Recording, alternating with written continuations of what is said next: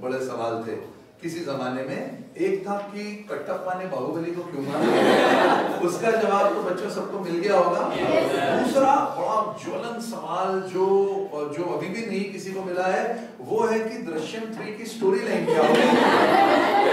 और इन सबसे बड़ा सवाल है सर आप सब लोगों के लिए कि बच्चा ग्रुप 1 करे कि ग्रुप 2 करे। इतनी बार बच्चों ने पूछा मुझसे ग्रुप 1 करे कि ग्रुप 2 करे। आप में से जिसको लगता है कि वो इसका जवाब देना चाहता है, ऐसे तो सब देना चाहेंगे ग्रुप 1 करें कि ग्रुप 2 करें।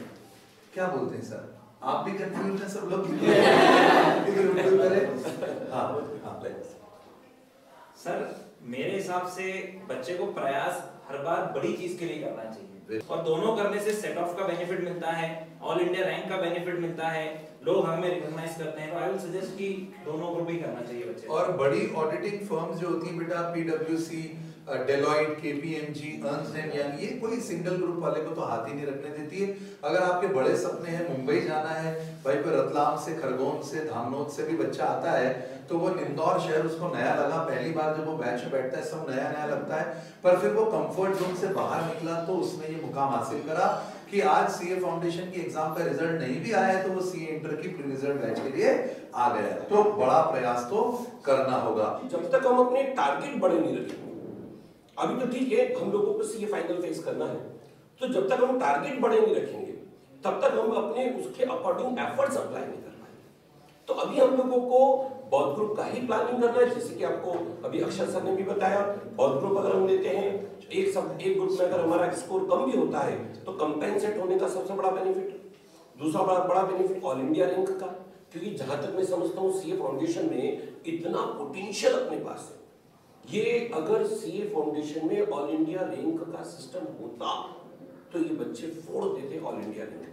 जैसे कि पेस की पूरी team all India first rank गर्वित जैन आप लोगों के बीच में से थे और आप लोगों के अंदर भी इतना पोटेंशियल था कि आप ऑल इंडिया रैंक ले गए। लास्ट जो अटेम्प्ट मैं बच्चों में बताना चाहूंगा उसमें 30 ऑल इंडिया रैंक्स क्रिएट करी थी हमने, मतलब 50 ऑल इंडिया रैंक्स आती हैं पूरे इंडिया में से, वहां से 30 तो अपन क्रिएट करते थे। टीचर्स के पढ़ाने का, बच्चों के डेडिकेशन का, कि सब स्टैंडर्ड तो कुछ होता ही नहीं है। मैंने बोला था कि जिस लेवल पर हम तैयारी कर रहे हैं वो है लेदर बॉल की प्रैक्टिस, और एग्जाम में टेनिस बॉल आएगी तो बच्चा छक्का मार के आएगा। आप बोलो क्या ये बात सच थी? जिस लेवल पर अपन ने पढ़ाई करी आवाज नहीं है, क्या ये बात सच थी? कि जिस लेवल पर अपन ने पढ़ाई करी आवाज नहीं है, क्या ये बात सच थी? थोड़ा ऊंचा सुनता हूँ बेटा। तो टेनिस बॉल फेंकी तो यार बच्चा तो छक्का मार के आएगा ना, रिजल्ट बताएंगे क्या है वो सारी बातें। इसलिए ये बात सही बोली सर ने, सारे जवाब हमको पता है बेटा, पर आपकी तरफ से सवाल पूछने का मेरा उद्देश्य है ताकि एक बार उस बात की क्लैरिटी आ जाए। दोनों ही ग्रुप करना है, कोई ऐसा नहीं कि पहले दिन से दोनों ग्रुप की बैच हो जाएगी। आप ग्रुप 1 की बैच स्टार्ट करेंगे, जिस समय आप कंफर्ट लेवल पर आ जाएंगे 15 से 20 दिन के बाद हम धीरे धीरे ग्रुप 2 इंट्रोड्यूस करेंगे। एक पेज आपको दिया गया है जहां पर बराबर डेडलाइंस लिखी हुई है, कौन सा सब्जेक्ट किस दिन को शुरू होने वाला है, किस दिन को खत्म होने वाला है, ताकि सीए फाउंडेशन में बेटा जो बच्चों ने 10वीं बैच ज्वाइन करी थी, जो अगस्त 1 तारीख को हमने 10th बैच शुरू करी थी, उनको पता है कि उन्होंने कितने घंटे पढ़ाई करी। और सर मैं एक बढ़िया बात बताता हूँ, ये बच्चे जो है ना जब ये अपने हॉस्टल में जाते थे तो इनको इंटर वाले बच्चे बोलते थे कि यार तुम इतनी पढ़ाई कर रहे हो फाउंडेशन में, इतनी तो इंटर और फाइनल में नहीं की जाती। बोलो ये भी हुआ था कि नहीं हुआ था? और ऐसा तब हुआ था जब आखिरी में बच्चे ने ज्वाइन करा तो लोड उसके ऊपर आ गया, तो 10 घंटे की बैच तो 10वीं बैच ज्वाइन करने वाले बच्चे ने उस प्रेशर को हैंडल करा है, तो यहाँ पर हम 7 से 8 घंटे क्यों नहीं कर सकते? इसलिए aim for the stars, you will at least land up on the moon. अगर आप निशाना लगा रहे हो सितारों पर तो कम से कम चंद्रमा तो मिलेगा ही मिलेगा, सितारे चंद्रमा से पीछे, इसलिए एम तो सितारों पर ही रहेगा। जो एक और चीज है, वो ग्रुप क्यों हमें करना है, इसके पीछे अब धीरे धीरे नई स्कीम आने वाली है। 2023 में न्यू स्कीम आ जाएगी, वहां पर एक क्लॉज है कि आपकी आर्टिकलशिप तभी स्टार्ट हो पाएगी जब आप बोथ ग्रुप क्लियर होंगे। बिल्कुल। So now it is like compulsory, अपना आर्टिकलशिप स्टार्ट ही नहीं होगा जब तक बोथ ग्रुप क्लियर नहीं हो। तो इसलिए इस रीजन से there is no second thought, हमको बोथ ग्रुप के लिए ही जाना पड़ेगा। दूसरी चीज मनोज सर ने जो बताई, एक ग्रुप में ज्यादा नंबर आ गए, क्या काम के, it will compensate the second group shortfall if there is any shortfall. तो ये दो बहुत अच्छे रीजन है। बच्चों और एक सवाल ये था, दोनों ग्रुप का तो मेरे ख्याल से डाउट क्लेरिफाई हो गया है ना। इसके अलावा सर ये है कि जब हम पढ़ाई करना शुरू करेंगे तो फाउंडेशन एग्जामिनेशन से किस तरह अलग होता है सीए इंटर, थ्योरी के सब्जेक्ट्स, प्रैक्टिकल के सब्जेक्ट्स, क्योंकि फाउंडेशन में तो मेरे को पता है जो बच्चों का लेवल है और किस लेवल पे इन्हें मेहनत करी है। कोई भी task Manoj sir, Saurabh sir इनको अपन ने दिया है, इन्होंने पूरा करा है। How is CA intermediate different? क्योंकि डराने वाले भी लोग हैं ना, फोटो खींच के व्हाट्सएप फेसबुक इंस्टाग्राम पे डाल दे, सीए इंटर की किताबें कंधे तक आ रही है और सर के ऊपर निकल गई। अब किसी की हाइट ही 4.5 फीट होती है, अब वो डरा रहा है भाई इनकी किताबें क्या है। तो इसकी जगह पे मेरे ख्याल से नोट्स वगैरह आपके कैसे हैं, कॉन्साइज नोट्स, क्योंकि बच्चे मॉड्यूल जैसे रजिस्टर कराएंगे, घर आएगा, 2 हाथों से किताबों का बंडल लेके घर की दहलीज में आप प्रवेश करोगे, तो आप उसको नेगेटिव फील ना करें, क्योंकि अब जब आप इंटर में इन टीचर्स के साथ में हैं तो इन सबके नोट्स इतने कंसाइज है बेटा कि उसमें मॉड्यूल भी आ गया, स्कैनर भी आ गया, एमटीपी आ गया, वो सब इनकॉर्पोरेट करते हुए चलेंगे। इस पर सर एक सवाल और चल रहा है इन दिनों बच्चों के दिमाग में, ये जो नया पैटर्न आ रहा है इसको लेते हुए क्या करना चाहिए, ऐसा बहुत सारे बच्चों के मन में क्वेरी चल रही है। क्या हमको अभी शुरू कर देना चाहिए, हमको वेट करना चाहिए? और एक तरफ जानते हैं कि समय ही सब कुछ है। मैंने पहले भी बोला बेटा, और अक्सर जब मैं सेमिनार्स के लिए जाता हूँ तो मैं हर जगह यही बोलता हूँ कि सीए डिफिकल्ट नहीं है, ये तो डिपेंड करता है कि आपने उसके बारे में तैयारी करने का कब सोचा। 10th से कोई बच्चा सोच रहा है और 11th के टॉपिक्स में अगर वो सीए के टॉपिक्स ढूंढ लेता है, इंस्टीट्यूट ऐसे ही तो नहीं बेटा सगाई की अंगूठी पिना देता है 10वीं में। बताओ मुझे भाई, 10वीं में रजिस्ट्रेशन करवा लो आप, फिर 12th खत्म होने के बाद में इमीडिएट एग्जाम देना। उसका कोई विजन होगा ना बेटा, तो वो चाहता है कि बच्चे को दिमाग में इनकलकेट हो जाए कि उसको तैयारी कब से करना है। तो अगर राइट टाइम पे तैयारी कर दी तो परफेक्ट हो जाएगा। अब दुविधा ये है, राइट टाइम ये है, अब ऐसे में कोर्स चेंज होने का जो चल रहा है, इसको लेकर मनोज सर, सौरभ सर और भी बाकी टीचर जो आप बच्चों को गाइड करते हैं सर, वो आप बताइए। इंडियन ब्रेन, आप जानते हैं इंडियन ब्रेन दुनिया का सबसे फर्टाइल ब्रेन।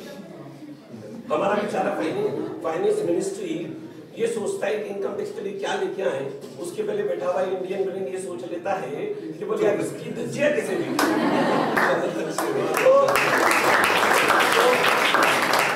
तो समय हम लोगों के पास लिमिटेड है बेटा। चेंज अगर होता भी है तो इंस्टीट्यूट, जहां तक हम लोग पुराने पैटर्न को देखते हैं, इंस्टीट्यूट कई बार ऑप्शन देता है, ऑप्शन भी देता है, क्योंकि आप लोगों का जो रजिस्ट्रेशन होगा उस समय हो सकता है इंस्टीट्यूट ऑप्शन दे, क्योंकि इंस्टीट्यूट के पास भी अपनी प्रिपरेशन और सारी चीज के लिए एक टाइम, एक ट्रांजिट फेज है। तो इसलिए आप अभी जो अपने हाथ में सिलेबस है उसको लेते हुए, और जो कि कोर सब्जेक्ट है, जैसे इनकम टैक्स है, ऑडिटिंग है, अकाउंटिंग है, ऑडिटिंग है, ये जो कोर सब्जेक्ट है, जीएसटी, इन सब्जेक्ट, लॉ है, इनमें चेंजेस होना ही नहीं, थोड़ा कंटेंट आगे पीछे होना है। और सारी टीचर यहाँ इतने एक्सपर्ट हैं कि किस तरह से कौन से इनपुट को पहले लेना है, जो कि आपको पुराने नए दोनों पैटर्न में आपके काम आए, वो सारी चीजों को हम ध्यान में रखते हुए चलते हैं।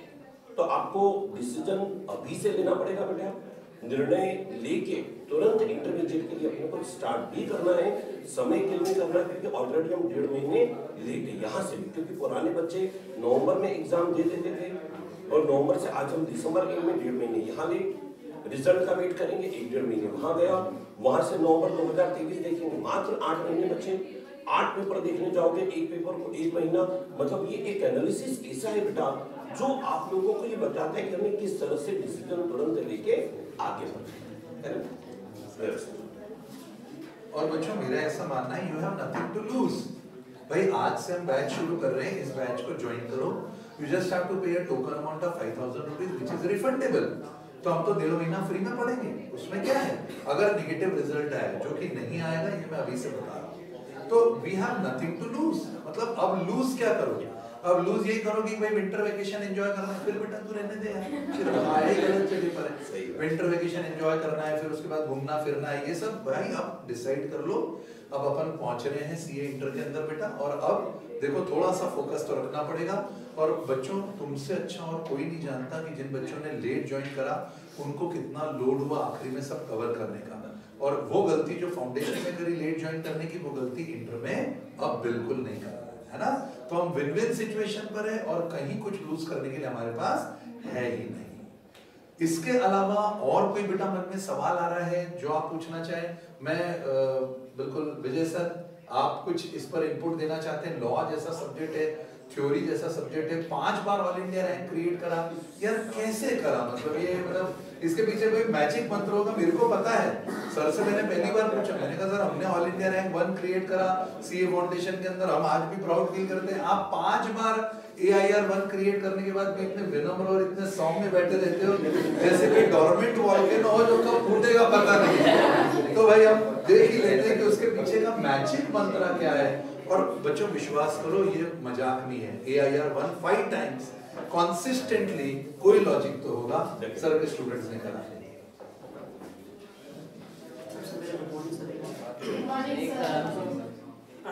AI 1 का कोई तोड़ तो है नहीं, वैसे कोई भी बच्चा AI 1 ला सकता है। इवन AI 1 का कोई भी रैंक ला सकता है, सिर्फ एक सिस्टम फॉलो करना पड़ता है। अगर आपने सिस्टमेटिकली सारा काम किया है तो डेफिनेटली आपकी रैंक या AI 1 डेफिनेटली। सिस्टम क्या होता है? टाइम पे कोर्स खत्म होना चाहिए, उसके बाद आपका प्रॉपर रिवीजन होना चाहिए, आपके डाउट क्लियर होने चाहिए, और सबसे मोस्ट इम्पोर्टेंट बात, एग्जाम से एटलीस्ट 2 महीने पहले आपने एग्जाम के पिछले 5 साल के पेपर सोल्व करना है। सबसे सिंपल तरीका होता है कि एग्जाम से 1.5 से 2 महीना पहले आप अपने आप को कमरे में 3 घंटे के लिए पैक कर लो और टेस्ट दो, क्योंकि जो जजमेंट आप खुद का ले सकते हो आपको आपका पड़ोसी भी नहीं बताएगा। दोस्त से तो कभी पूछना ही मत, वो तो नीचे गिरा देगा। जिसने ग्रुप बना के पढ़ा उसकी तो रैंक तो छोड़ो। तो सबको प्रणाम। कैसे हो सब लोग? चेहरे बता रहे हैं आपके बैठे हो, मतलब इस बात का सबूत है कि कॉन्फिडेंट हो, आपके पास आ जाओगे। तो जो बैठने वाला तो सर खुद ही आया है, मैं तो हूं पास। ये बात तो आपने सिद्ध कर दी बच्चों, यहाँ आके आपने प्रूव कर दिया कि बॉस अपन तो पास है। इस पर जोरदार ताली बजनी चाहिए। यहाँ वो नहीं आ सकता था जो कॉन्फिडेंट नहीं होता प्री रिजल्ट बैच। तो वो कहते हैं कि सफर में आंधी आए तो मुश्किल तो जरूरत और बढ़ती है, कोई जब रास्ता रोके तो हिम्मत और बढ़ती है, मेरी कमजोरियों पर जब कोई तनकीद करता है वो दुश्मन क्यों न हो उससे मोहब्बत और बढ़ती है, और अगर बिकने पे आ जाओ, अगर बिकने पे आ जाओ तो घट जाते हैं दाम अक्सर, न बिकने का इरादा हो तो कीमत और बढ़ती है।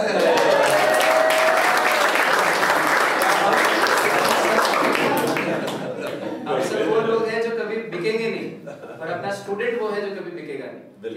किसी प्रलोभन में, चाहे वो किसी भी तरह का हो, चाहे इस दौर में हो जीवन के, आगे के किसी दौर में हो। हम सीए में एक बिजनेस एथिक्स करके भी सब्जेक्ट हुआ करता था, और सीए वैसे भी एक एथिकल प्रोफेशन है। आप जब लॉ पढ़ते हो सीए के स्टूडेंट्स, तो आप कॉर्पोरेट लॉयर भी हो, है ना, आप टैक्स कंसल्टेंट भी हो, आप चार्टर्ड अकाउंटेंट भी हो, आप स्ट्रेटेजिक मैनेजर भी हो, जब आप एसएम पढ़ते हो तब आप इस देश के फाइनेंशियल प्लानर भी हो, आप ही कॉस्ट अकाउंट पढ़ते हो तो कॉस्ट अकाउंटेंट भी हो। You are, I mean anomaly ये है कि you are jack of all trades good at all. समझ रहे हो?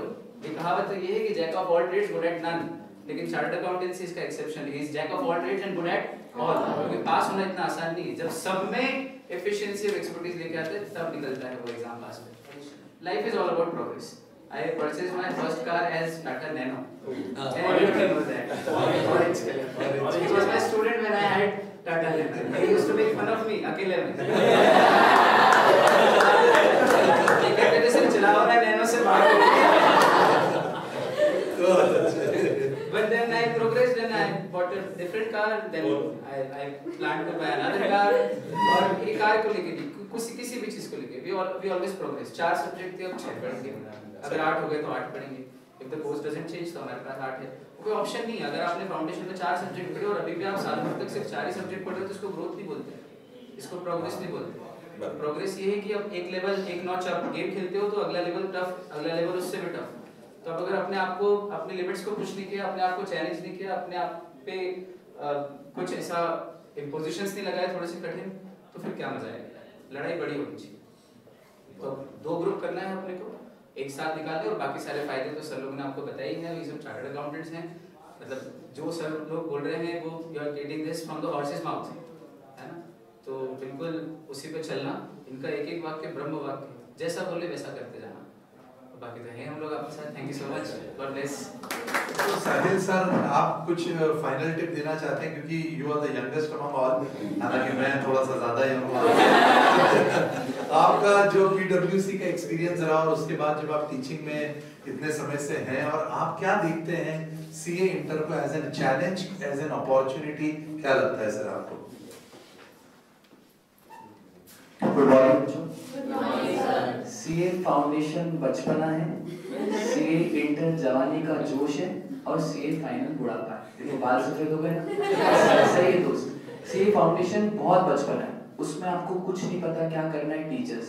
CA इंटर जवानी का जोश है, वहाँ पे सबसे ज्यादा गलतियां होती हैं, हमसे भी हुई और भी बहुत लोगों से होती है। और CA फाइनल होता है बुढ़ापा, वहाँ पे आपके पास इतना एक्सपीरियंस आ जाता है CA इंटर का कि जवानी होने की गलती होती है। पूरा डेडिकेटेडली 2 ग्रुप, और आर्टिकलशिप छोटी जगह से नहीं करना है, डेलॉइट, EY, KPMG, PwC, वहां से आर्टिकलशिप करोगे तो जब आप चार्टर्ड अकाउंटेंट बनोगे तब आपका पैकेज 10 to 15 लाख लगेगा। नॉर्मल जगह से आर्टिकलशिप करोगे तब भी 6 to 8 लाख लगेगा, पर एक एडेड एडवांटेज तब रहता है जब आपने आर्टिकलशिप बड़ी जगह से करी। तो always try to do articleship from the big 4, और ये बिग 4 से आर्टिकलशिप करने का मौका तभी मिलेगा जब बोथ ग्रुप्स क्लियर होंगे। और ऐसा मत सोचो एक ही ग्रुप है, सोचो ही ऐसा कि है ही 2 ग्रुप, तो we will always prepare for the best. ना बस कंक्लूजन पे चलते हुए मैं आपको बताना चाहूँ, जो भरोसा आपने जताया था CA फाउंडेशन में, मैं नैतिक जिम्मेदारी ले रहा हूँ सारे टीचर्स की, क्योंकि मुझे पता है ये लोग कैसे भरे बैठे हुए हैं CA इंटर में फोड़ने के लिए। तो बस आप मुझ पर भरोसा रखकर, और मेरी टीम जो आपके सामने है, इनसे मैंने आपको मुखातिब करा दिया, खुद पर भरोसा रखकर, माता पिता के आशीर्वाद और अच्छी सोच के साथ में सही टाइम से शुरुआत कर दो बेटा। बहुत आसानी से CA इंटर खत्म हो सकता है। अपना पेज निकालो जो सामने रखा हुआ है, ग्रुप 1 की डेडलाइंस बताओ क्या है, ताकि जो बच्चे हमारे साथ ऑनलाइन जुड़े हुए हैं मैं उनको भी बता सकूं। ग्रुप 1 की आखिरी डेट पकड़ो, कौन सी डेट है? सारे सब्जेक्ट्स में सबसे सब्जेक्ट की आखिरी डेट 18 मई ग्रुप 1 खत्म। अब ग्रुप 2 पर जाओ, 30 जून। 30 जून के बाद अब समय गिनो, कितना समय आपके पास बचा? पूरा जुलाई, पूरा अगस्त, पूरा सितंबर, पूरा अक्टूबर फोड़ दोगे यार। बिल्कुल भी फाइनली वाइंड अप। क्या आप कुछ पूछना चाहते हैं? हाँ बेटा बोलिए। सर जो भी चेंजेस आने वाले हैं, जो 6 सब्जेक्ट होंगे, तो अगर हटेंगे तो कौन से सब्जेक्ट्स? 6 सब्जेक्ट जो आने वाले हैं, हटेंगे तो कौन से सब्जेक्ट? बच्ची का पूछना है। बेटा इसमें स्कीम में ये है कि ग्रुप 1 का अकाउंट्स और ग्रुप 2 का जो अकाउंट्स है वो मर्ज हो जाएगा। वो मैं बता दूं कि मैंने बिना कोचिंग के CA किया है, और जब मैं करता था, हम सब करते थे, तब वो एक ही अकाउंट्स होता था, है ना। और इसके अलावा टैक्स में आपका कुछ नहीं, बेसिक हमेशा वही रहेगा, कुछ उसमें होना नहीं, और GST में भी कुछ नहीं है, ऑडिटिंग में भी कुछ नहीं है। कॉस्ट दुनिया बदल जाए, ब्रह्मांड बदल जाए, लेकिन कॉस्टिंग मेरे को नहीं लगता बदलेगी, FMB नहीं बदलेगी। इकोनॉमिक्स का जो सब्जेक्ट है उसको हटा दिया जाएगा, ठीक है, और EIS जो है उसमें उसको रिप्लेस कर दिया जाएगा। इस तरीके से 3 पेपर होंगे, और बाकी पैटर्न वही रहेगा।